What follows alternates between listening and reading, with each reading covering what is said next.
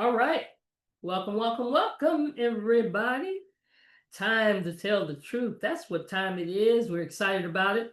We've been doing this for a period of time now, and we just got to keep it going. We got to keep it going till we run out of truth to tell, which will probably be never. Okay. But the thing about the truth, can you handle it? So, as it relates to wellness and our well being, our self care, I was sharing with somebody the other day, I was sitting next to him in church, and we have got to be concerned about our own self care, right? My name is Dr. Rosalind Shaw Belt. Everybody calls me Dr. Roz.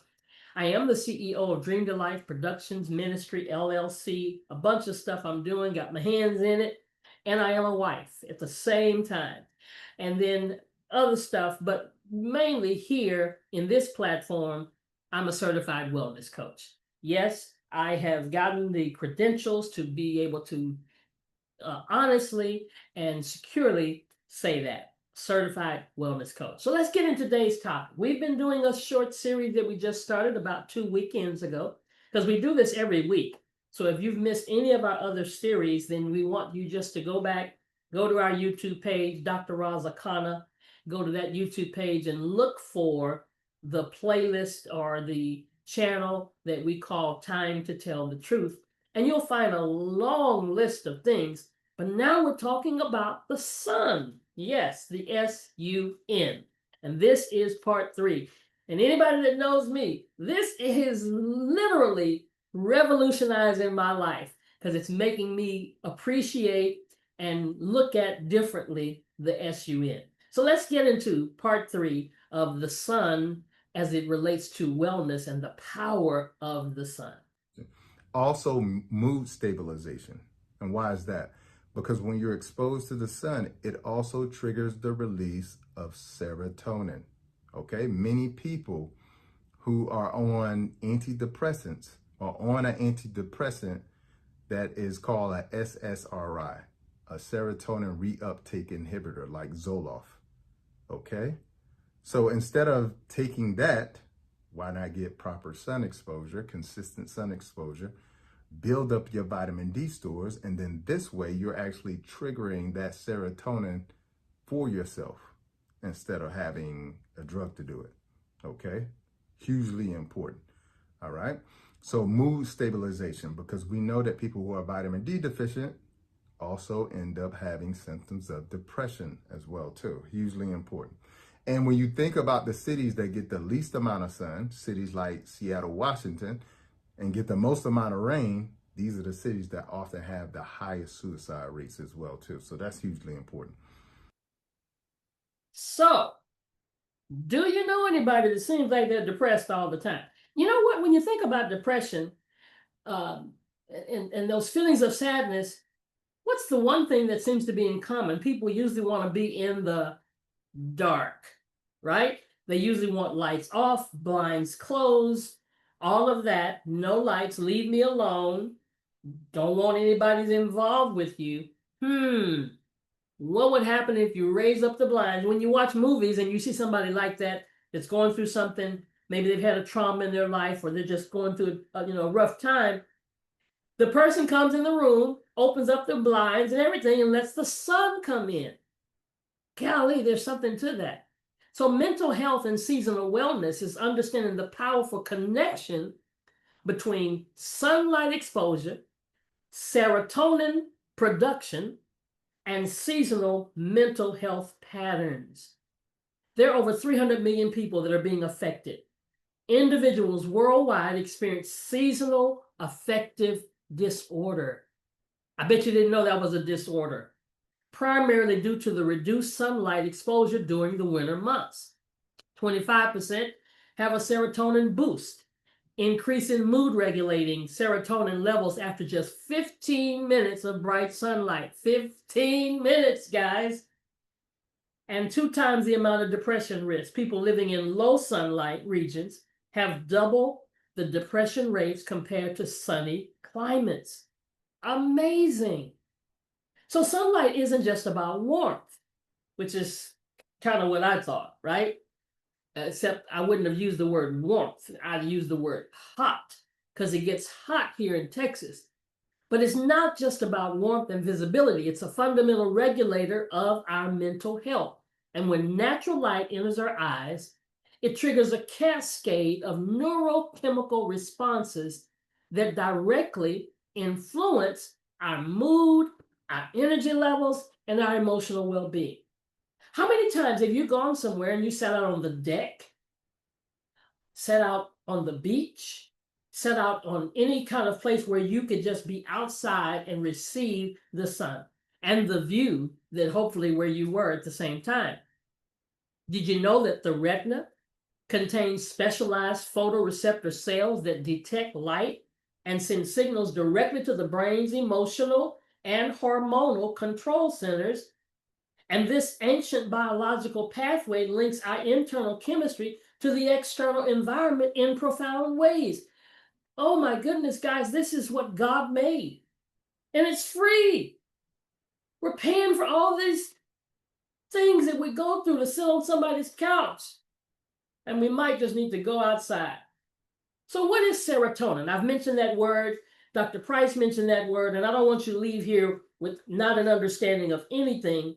So what is serotonin? Serotonin is a neurotransmitter that actually inside of us regulates mood, appetite, sleep, and cognitive functions, often called the happiness chemical.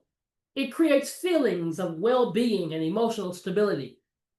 And the sunlight has a role in that. Bright light exposure stimulates serotonin production in the brain. Research shows that serotonin levels are directly correlated with the duration and intensity of sunlight exposure each day. That's why I personally am trying, I haven't got there totally, but I'm trying to get some sunlight every day and stop just being in the house, right? Even if I'm in the car, I'm gonna roll down the window, especially in the early part of the day when it's not so hot. So what's the impact of that? Higher serotonin levels improve mood, reduce anxiety, promote focus, and help to regulate sleep-wake cycles. We talked about that last week when we talked about the circadian rhythm.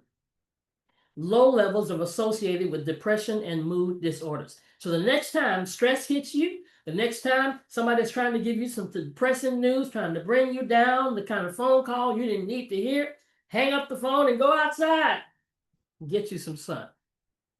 But let's talk about that seasonal stuff. Now, you may not live in a city or a state where you have this, but there are places where they don't get much sun. They have longer winters.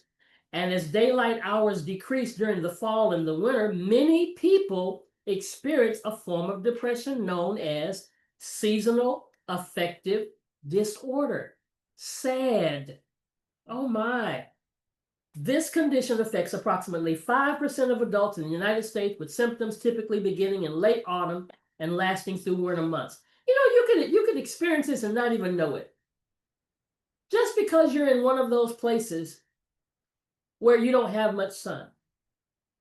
The symptoms are common: persistent low mood and sadness, loss of interest in usual activities, low energy and fatigue, changes in your sleep patterns, difficulty concentrating, changes in appetite or weight. Because you know, you can experience different emotional patterns based on the weather. When you have rainy days, a lot of times people are not as happy as they should be because it's raining outside. When it's cloudy and droomy and drizzly, your emotions are affected by that, or at least we allow it. So why does it happen? Because reduced sunlight disrupts your body's internal clock, that circadian rhythm we taught on last week, and causes drops in serotonin and melatonin levels. This biological disruption affects mood regulation and sleep patterns. And women are 4 times more likely to be diagnosed with SAD than men. And it's more common in people living farther from the equator. So what do we need to do? We need light. Let there be light. Morning light. Exposure within the first hour of waking. That's going to start that circadian rhythm. It suppresses melatonin production and boosts your alertness and mood for the entire day. I'm telling you, even if you got to go outside, put your robe on. Maybe you're not finna get up and get dressed and then go out to the morning light. Midday boost. Peak sunlight between 10 to 2 p.m. That's the strongest serotonin boosting effects. Even 15 to 30 minutes outdoors can significantly improve your mood and your energy. Ooh, somebody's finna get perked up. Afternoon exposure. Continued light exposure helps maintain those energy levels and prevents that afternoon slump that many people experience. You know, some of y'all around the afternoon, you're ready to take a nap. And then the evening wind down. As the natural light fades, melatonin production increases naturally, preparing your body for restorative sleep and the next day's cycle. So as you see, we need the serotonin up, and we need that melatonin to go down near the evening so you can go to sleep, not vice versa. So there's some strategies for really seasonal wellness. So we've got to prioritize that morning sunlight. Did you hear what I said? I said we got to prioritize. That's what I'm doing. I'm making it a priority. Whatever you make a priority becomes a priority. Okay? Maximize that indoor light. Yep, we need to open up some blinds. We need to open up some windows, open up some curtains, and let the sun come in. Let the sun shine, right? The sun shine in. They tried to sing that to us back in the day. Old school, right? Number 3, take outdoor breaks. Schedule a walk regularly. Some outdoor time, especially during those lunch hours when sunlight is the strongest. Even brief exposures. Number 4, monitor your vitamin D levels. You can get a test for vitamin D. You can take a bioscan to see where your vitamin D is. Number 5, maintain sleep hygiene. Support your natural rhythms by keeping consistent sleep schedules, dimming the lights in the evening, avoiding the screens before bed to allow melatonin production. And number 6, if you need to seek professional support, if those depressive symptoms continue to persist, then you can consult a healthcare provider. Light therapy, counseling, medication can be effective treatments for SAD as well. But I promise you, if you will implement some of these things, even begin to pray and watch and see what happens. Let's talk a little bit about light therapy, because that's a proven treatment. It's called phototherapy, and it's become a gold standard for the treatment of SAD. Clinical studies demonstrate that 60 to 80% of people with SAD experience significant improvement with consistent light therapy. They use special lamps that send out 10,000 lux. That's how they measure light. And that mimics natural outdoor light. Now, nothing replaces outdoor light. Let's just be real. Nothing can replace what the Creator made. But we can mimic that, and that's what they do. This exposure compensates for reduced sunlight during those darker months. So you got to have something during those times. And they use it about 20 to 30 minutes each morning, and they put the lamp about 16 to 24 inches from their face at a 45-degree angle and keep their eyes open, but they don't stare directly at the light. And most people notice improvements within 2 to 4 weeks of consistent use. Continue daily through fall and winter months for best results and relapse prevention.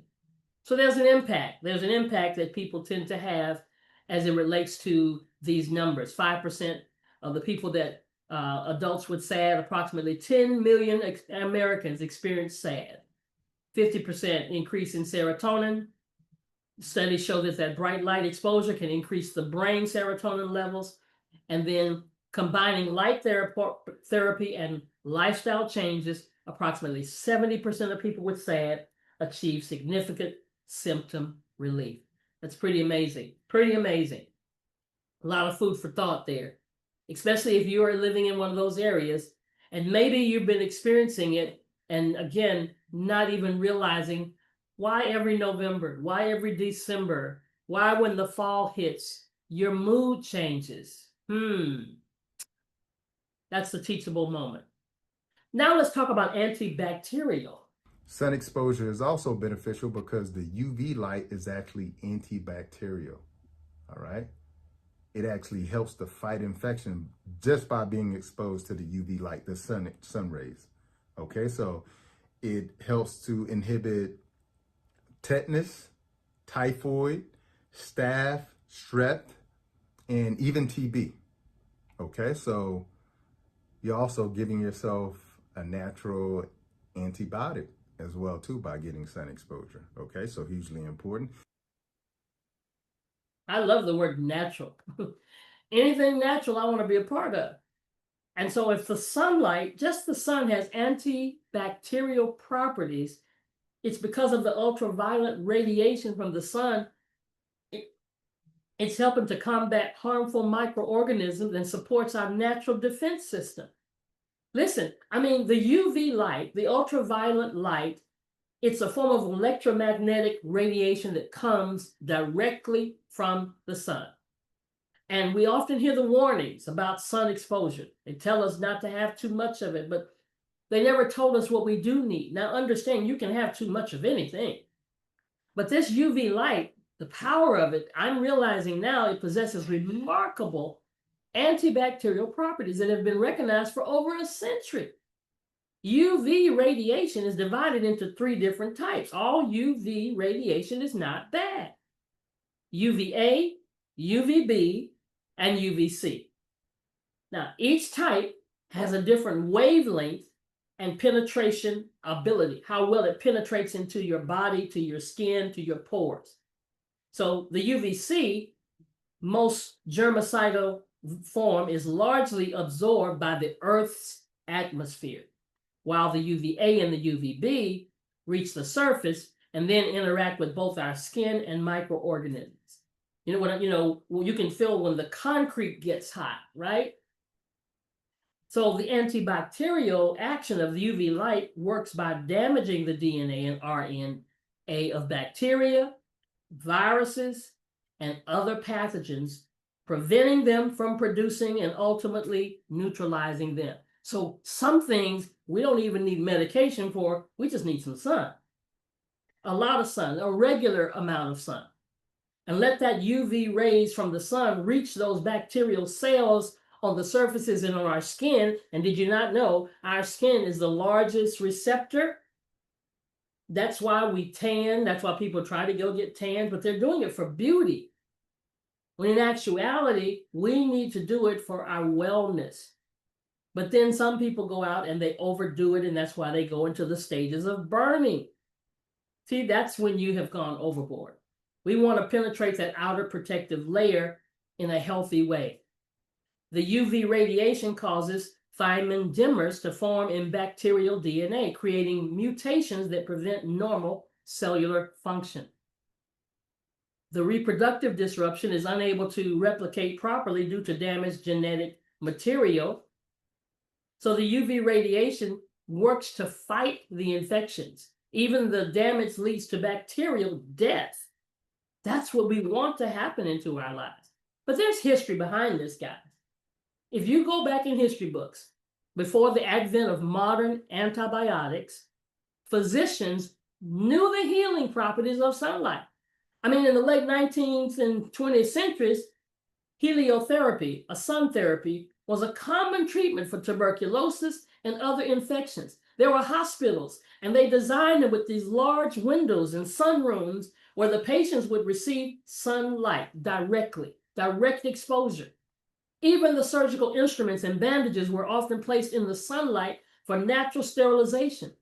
This practice, while considered outdated now, was based on the genuine antibacterial effects of the UV radiation.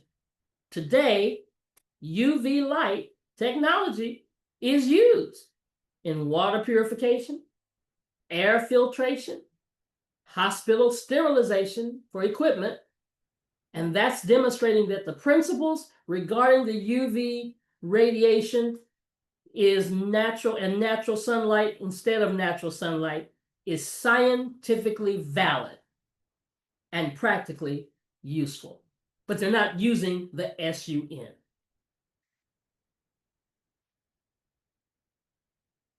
Did you know you can harness the power of sunlight to keep your home cleaner? Instead of relying solely on harsh chemicals, try placing frequently used items, like cutting boards, pillows, or children's toys, by a sunny window for a few hours. The natural ultraviolet rays in sunlight can help reduce the number of germs and bacteria on these surfaces. Rotate items regularly and ensure they receive direct exposure to maximize the effect. This simple habit not only improves hygiene, but also saves you money and reduces chemical use in your living space. So we've got to rethink this thing. See, there's some microorganisms that are affected by UV light: bacteria, fungi and mold, viruses, and parasites. We want to get rid of all of that. So guess what? We need UV light.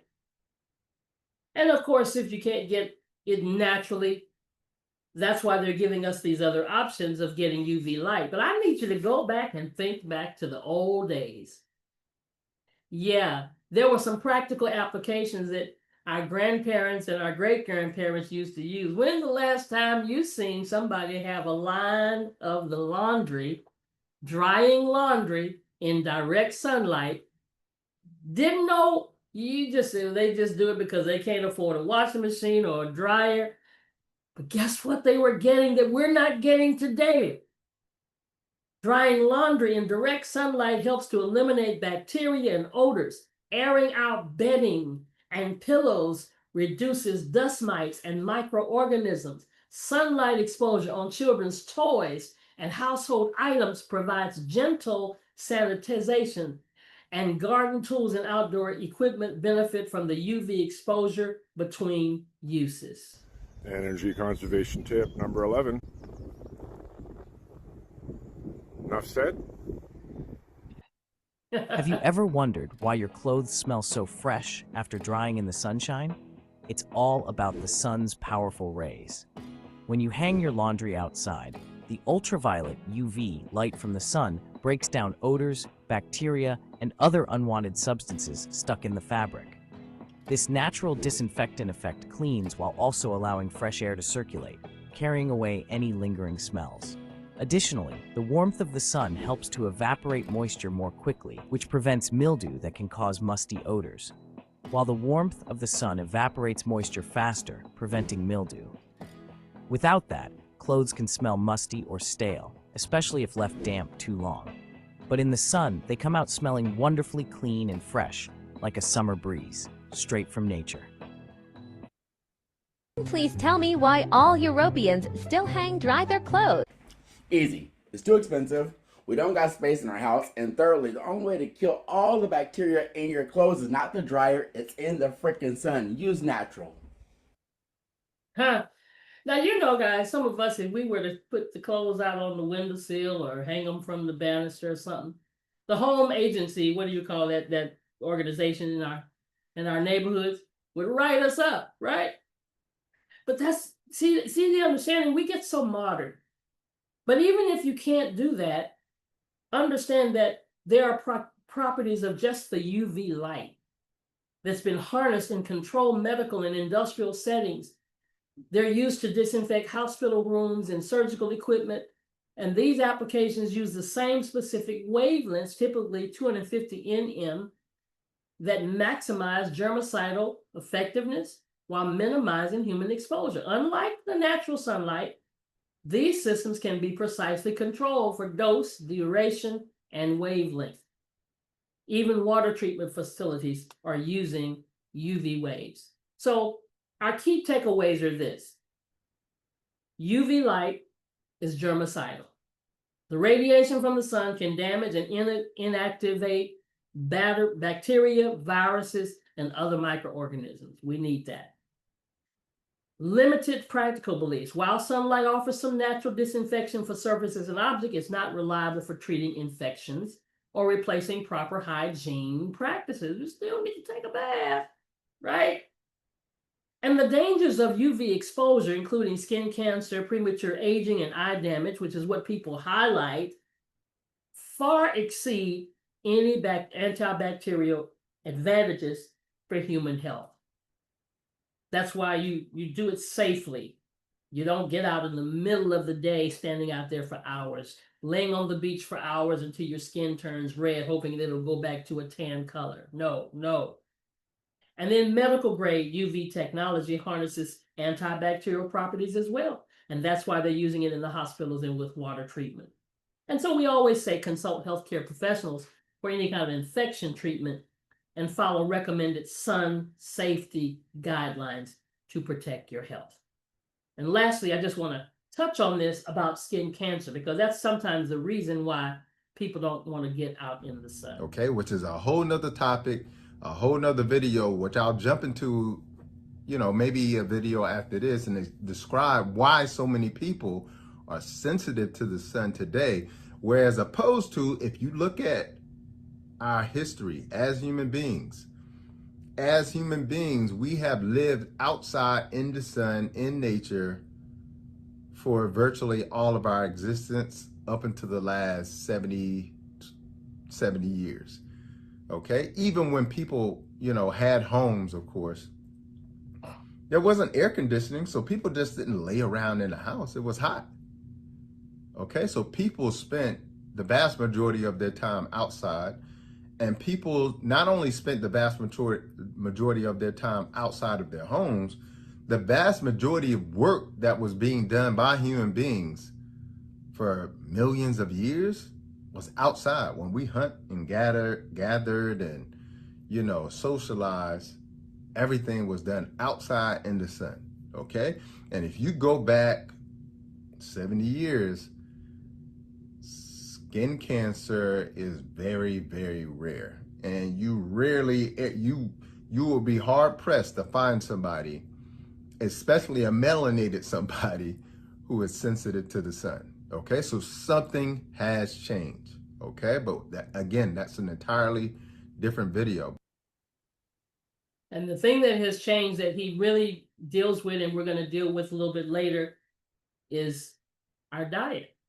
Our diet has so much effectiveness, even cardiovascular benefits for the solar exposure. If you're dealing with heart situations, let me tell you something, get more sun. Because recent research reveals that moderate sun exposure offers surprising cardiovascular benefits. When sunlight hits your skin, it releases nitric oxide from the storage sites, causing those blood vessels to dilate and blood pressure to drop. This effect can reduce systolic blood pressure by 3 to 5 millimeters, and listen, equivalent to some of the medications you may be taking. The cardiovascular benefits may actually outweigh skin cancer risk for many people, especially, as he said, those of us that are melanin, those of us that are African American or dark-skinned individuals, especially those with minimal sun exposure. You don't have to worry about trying to get skin cancer. Now, the folk who are out there laying in the sun, completely exposed in the heat of the day, that's who has the risk. So the cardiovascular benefits of sun exposure may far exceed the risk of skin cancer deaths. That's according to Dr. Richard Weller of the University of Edinburgh. I'm going to stop here because we're going to get into the last part of this. I believe it'll be the last part of the series. And I'm just hoping that now, let's get more sun, especially in the early morning, especially starting our day. See, I'm not telling anybody to go out into the heat. I can't wait to get to the beach and watch the sun come up and receive the healthy vitamin D, the healthy sunshine vitamin. Thank you, Lord, for the sunshine vitamin.